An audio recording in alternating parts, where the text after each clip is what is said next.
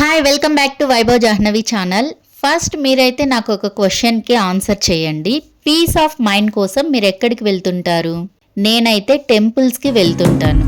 మేమైతే ఇప్పుడు యాదగిరి గుట్ట యాదాద్రి నరసింహస్వామి టెంపుల్కి వచ్చేసాము. తెలంగాణలో చాలా ప్రసిద్ధి చెందిన ఆలయం ఇది. గిరి ప్రదక్షిణ చేసే భక్తులు ఫస్ట్ కొబ్బరికాయ కొట్టి 2.7 కిలోమీటర్స్ మెట్ల మార్గంలో పచ్చదనాన్ని ఆస్వాదిస్తూ కొండపైకి చేరుకుంటారు. మేమైతే గిరి ప్రదక్షిణ చేయలేదు, డైరెక్ట్ గా కారులో కొండపైకి వచ్చేసాం. కొండపైన బస్ స్టాండ్ కూడా ఉంది. ఇక్కడ ఫ్రీ షటిల్ సర్వీసెస్ కూడా ఉన్నాయి. ఇక్కడ కళ్యాణ కట్ట కూడా ఉంది. అన్నదానం జరిగే సత్రం ఉంది. అలాగే సత్యనారాయణ స్వామి వ్రతం చేయించుకునే భక్తుల కోసం 2 పెద్ద హాల్స్ కూడా ఉన్నాయి. ఒకేసారి 700 మంది ఇక్కడ వ్రతం చేసుకోవచ్చట. ఆలయం లోపలికి మొబైల్ అలో చేయరండి. సో నేను మీకు బయట టెంపుల్ చుట్టూ ఎలా ఉందో చూపిస్తాను. నరసింహస్వామి వెలసిన చోటు ఇది. స్వామివారు వెలసింది గుట్ట పైన ఒక గృహలో. లోపల భక్తులకి ఫస్ట్ అయితే ఆంజనేయ స్వామి దర్శనం జరుగుతుంది. ఇక్కడ మీరు చూస్తున్న గోల్డ్ కలర్లో ఉన్నదంతా దర్శనానికి వెళ్తున్న వారి క్యూ లైన్ అండి. బయటే ఇంత బాగుంటే మరి లోపల? అవును, నిజమే, లోపలైతే అద్భుతం అంతే. స్వామి వారిని దర్శనం చేసుకొని వచ్చిన తర్వాతనే నేను ఈ వీడియో తీస్తున్నాను బయట. ఇంకా ఆంజనేయ స్వామితో పాటు లోపల ఆండాల్ అమ్మవారిని, రామానుజ వారిని కూడా దర్శనం చేసుకుంటాం. బంగారు ధ్వజస్తంభం కూడా ఉంది. అసలు ఇక్కడ లోపల బయట ఆర్కిటెక్చర్ చాలా బాగుంది. యాదాద్రి ఆలయంలో 7 గోపురాలు ఉన్నాయి. లోపల లక్ష్మీ నరసింహస్వామిని దర్శనం చేసుకున్న తర్వాత అక్కడ అర్చకులు ఒక బెత్తంని తీసుకుని మనల్ని కొట్టినట్లుగా టచ్ చేస్తారు. అలా చేస్తే మనకి మంచిదట. యాదర్శి మహర్షి తపస్సును మెచ్చి శ్రీ మహావిష్ణు అవతారమైనటువంటి లక్ష్మీ నరసింహస్వామి 5 రూపాల్లో దర్శనమిచ్చారు. అందుకే యాదాద్రిని పంచ నరసింహ క్షేత్రం అని కూడా అంటారు. స్థల పురాణం తెలుసుకుందాం. యాద మహర్షి చిన్నతనం నుంచే హరిభక్తుడు.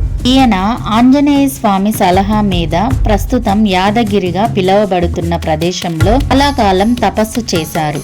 ఇప్పుడు ఒక రాక్షసుడు ఆహార అన్వేషణలో అటుగా వచ్చి నిశ్చల తపస్సులో ఉన్న ఈ ఋషిని చూసి తినబోయాడు. ఆ విషయం తపస్సులో ఉన్న ఋషికి తెలియలేదు గాని ఆయన ఎవరి గురించైతే తపస్సు చేస్తున్నాడో ఆ హరికి తెలిసింది. సుదర్శన చక్రం వచ్చి ఆ రాక్షసుణ్ణి సంహరించింది.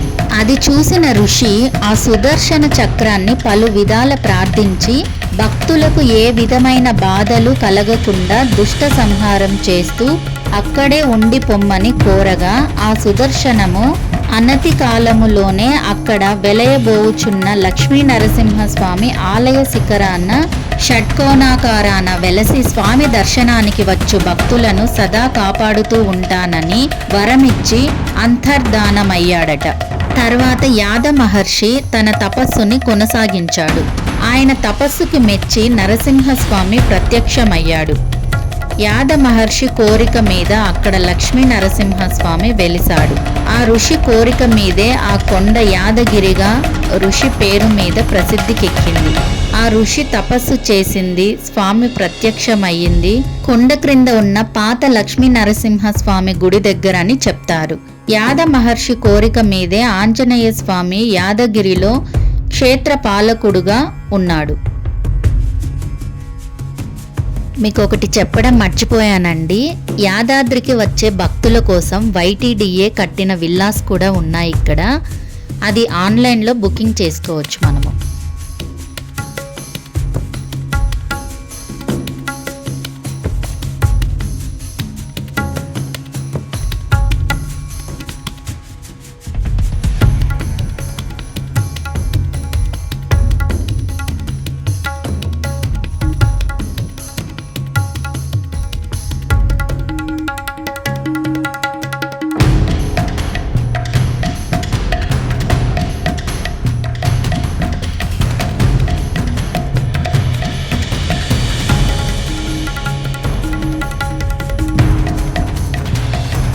ఆలయంలో శ్రీ స్వామివారి అమ్మవారి పట్టు వస్త్రములు మొక్కు వస్త్రములు అమ్ముతున్నారు.